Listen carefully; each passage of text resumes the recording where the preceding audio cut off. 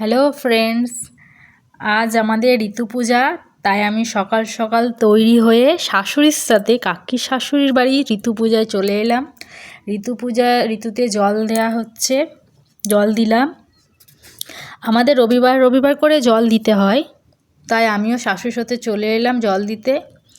এটা আমার প্রথম জল দেওয়া। এই দেখো, এদিকে অনেক সবেদা গাছ আছে। এটা কাকা শ্বশুরের ছাদ। সবেদা গাছ বসিয়েছে, গোলাপ গাছ আছে, প্রচুর গাছ বসিয়েছে। আচ্ছা, এইখানে গাছটা যে রয়েছে এখনও ফুল ফোটেনি এগুলোতে। এই যে এইটা রয়েছে, এটা লেবু গাছ, ওইটা বড় টগর গাছ, আর ওইখানে রয়েছে কতগুলো চন্দ্রমল্লিকা। তবে গাছগুলো খুব সুন্দর ঝাড় হয়েছে।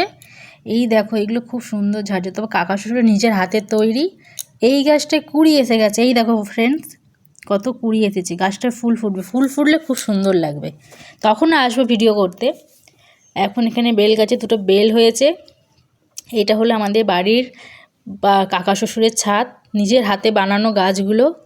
তোমাদেরও ভালো লাগবে, যারা গাছ ভালোবাসো তারা খুব ভালোবাসবে।